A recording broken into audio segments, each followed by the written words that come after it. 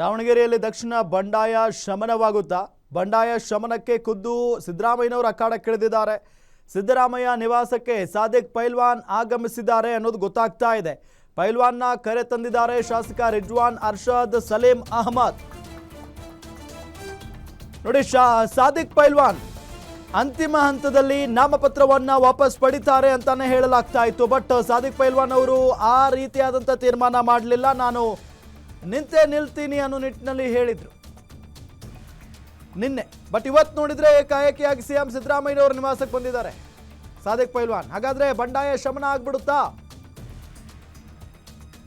ಶಾಸಕ ರಿಜ್ವಾನ್ ಅರ್ಷದ್ ಮತ್ತು ಸಲೀಂ ಅಹಮದ್ ಅವರು ಕರ್ಕೊಂಡು ಬಂದಿದ್ದಾರೆ.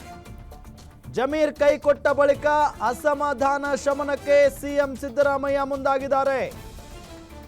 ಜಮೀರ್ ಅಹಮದ್ ಖಾನ್ ಇದುವರೆಗೂ ಕೂಡ ದಾವಣಗೆರೆಗೆ ಹೋಗಲಿಲ್ಲ. ಪೈಲ್ವಾನ್ ಅವರ ಮನವೊಲಿಸುವಂತ ಪ್ರಯತ್ನವನ್ನು ಕೂಡ ಮಾಡಲಿಲ್ಲ. ಮೊದಲನೇ ದಿನ ಕೇಳಿದಾಗ ಏನೇನೋ ಮಾತಾಡಲಿಲ್ಲ. ಎಸ್, ಈ ದೃಶ್ಯ, ಈ ಫೋಟೋಗಳನ್ನು ನಿಮಗೆ ತೋರಿಸ್ತಾ ಇದೀವಿ ನೋಡಿ, ಎಕ್ಸ್ಕ್ಲೂಸಿವ್ ಫೋಟೋಗಳಿವೆ. ಸಾದಿಕ್ ಪೈಲ್ವಾನ್ ಅವರನ್ನ ತಮ್ಮ ಎಡಭಾಗದಲ್ಲೇ ಕೂರಿಸಿಕೊಂಡಿದ್ದಾರೆ ಸಿದ್ದರಾಮಯ್ಯ. ಅವರು ಮುಂಚೆಯಿಂದನೂ ಹೇಳ್ತಾನೆ ಇದ್ರು, ಇಲ್ಲ ಸಾದಿಕ್ ಪೈಲ್ವಾನ್ ಕೂಡ ನಮ್ಮ ಮನುಷ್ಯನೇ, ಅಂದರೆ ಕಾಂಗ್ರೆಸ್ ವ್ಯಕ್ತಿನೇ ಅಂತ ಹೇಳಿ. ಎಸ್, ಇದೇ ವಿಚಾರಕ್ಕೆ ಸಂಬಂಧಪಟ್ಟಂತೆ ಡೀಟೇಲ್ಸ್ ಕೊಡ್ತಾರೆ ನಮ್ಮ ಪೊಲಿಟಿಕಲ್ ರಿಪೋರ್ಟರ್ ದುರ್ಗೇಶ್ ನಾಯಕ್. ದುರ್ಗೇಶ್ ನಾಯಕ್, ಬಂಡಾಯ ಶಮನ ಆದಂಗೆ ಲೆಕ್ಕನ ಅಂತ?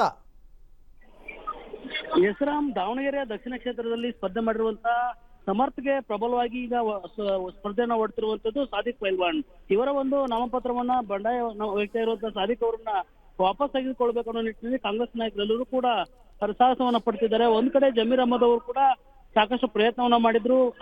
ಅವರು ಬಂದ್ರು ಕೂಡ ನಾನು ಯಾವುದೇ ಕಾರಣಕ್ಕೆ ನಾಮಪತ್ರವನ್ನ ವಾಪಸ್ ತೆಗೆದುಕೊಳ್ಳಲ್ಲ ಅನ್ನೋ ಮಾತನ್ನ ಹೇಳಿದ್ರು.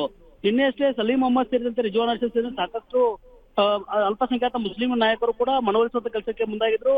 ಯಾವುದೇ ಕಾರಣಕ್ಕೂ ಕೂಡ ನಾವು ಸರಿಯಲ್ಲ ಅನ್ನುವಂತ ಮಾತನ್ನ ಹೇಳಿದ್ರಿಂದ ಇದು ಖುದ್ದು ಈಗ ಸಿಎಂ ಸಿದ್ದರಾಮಯ್ಯ ಅವರು ಅಖಾಡ ಕೇಳಿಸಿದ್ದಾರೆ. ಸಿಎಂ ಸಿದ್ದರಾಮಯ್ಯ ಅವರೇ ಸಾದಿಕ್ ಪೈಲ್ವಾನ್ ಜೊತೆ ಮಾತುಕತೆ ನಡೆಸಬೇಕು ಅನ್ನೋ ನಿಟ್ಟಿನಲ್ಲಿ ಇವತ್ತು ಸಾದಿಕ್ ಅವರನ್ನ ಕರೆದುಕೊಂಡು ಸಲೀಂ ಅಹಮದ್ ಮತ್ತು ರಿಜ್ವಾನ್ ಅರ್ಷದ್ ಸಿಎಂ ಅವರ ಕಾವೇರಿ ನಿವಾಸಕ್ಕೆ ಆಗಮಿಸಿರುವಂತದ್ದು.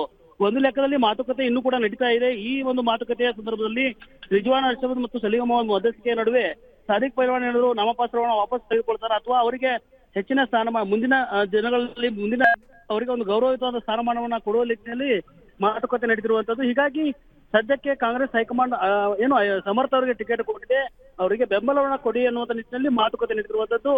ನಾಮಪತ್ರವನ್ನ ವಾಪಸ್ ಪಡಿತಾರಾ ಇಲ್ವಾ ಅನ್ನೋದನ್ನ ಸಭೆ ಬಳಿಕ ಕಾದು ನೋಡ್ಬೇಕಾಗತ್ತೆ ರಾಮ್. Okay, thank you.